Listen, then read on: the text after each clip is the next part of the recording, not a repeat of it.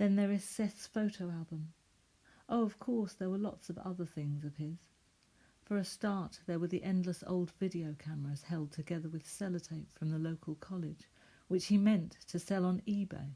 Oh, come on. Then there were the things, some dodgy things she found. No comment. I can't tell whose they were. Then there was the stained duvet. There are dozens of quilts. Why does everybody leave their bedding wrapped around empty beer bottles and stuffed in a black plastic bin liner tied round with a blue dressing gown cord, which was the giveaway? And his notes and stuff from college, and his gear, including boots from the walking pilgrimage to Spain, a coin from Lithuania, and a map of Venice.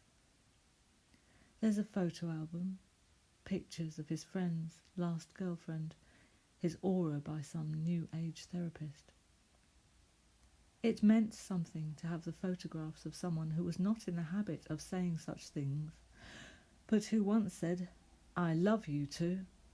Oh, not out of anything over the top or fancy, loved because you'd tried to do your best by them, given them space to stay when they were desperate for somewhere, not judged them, been concerned, tried to help, I suppose, bleeding hearts that we have been. Or maybe the thing that got to me wasn't that after all. Maybe instead it was the course notes from the goal-challenging seminar which he left behind. His dream. It was a creative project, and to know how unlikely that dream ever was to come to pass. Even though I haven't seen him for years now, still it resonates with all the pity and the hollow despair of all unrealised goals or dreams.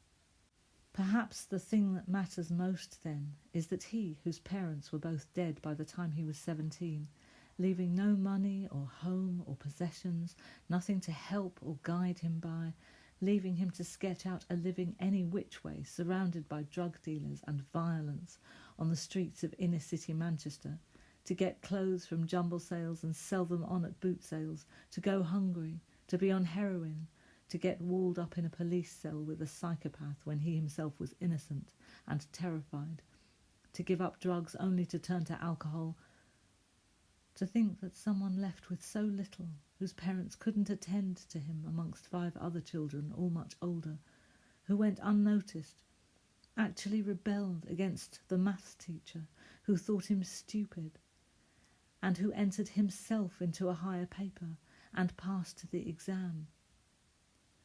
The thought that he who had had so much stacked against him had tried so hard to win out, to keep positive, to finish a degree, achieve his potential.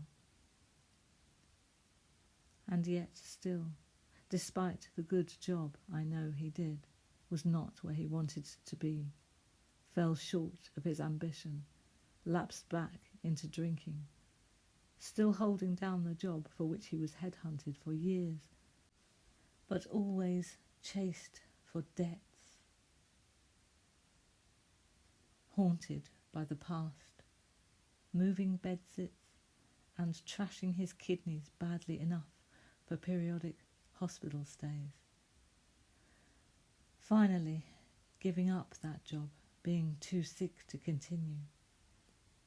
It's somehow unbearable after all that bravery. Maybe then it is his notebook, not his photographs, or the copy of a picture made from black latex with green glass eyes that he once showed at an exhibition. The mug tree and the wooden pegs he left for everyone to share. But the other thing that's difficult, I suppose really, is that he could leave and not look back, that he could just walk out and never be seen again. Perhaps he could throw away the friendship like that because he had already lost so long ago another orphan, his best friend and makeshift brother, the two dependent on each other. At 16 they had had no one else. As an ex-school friend had said to them, "How do you two manage?" And even they who were forged together by steel had split away at last.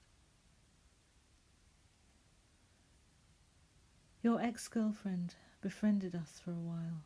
We both understood what it was to have lost you or your friendship for reasons we couldn't really understand. To hurt someone in that way and still be thought nice by everyone is to be capable of it by virtue of being incapable of believing that you could hurt them. That, I suppose, you could mean that much to anyone else.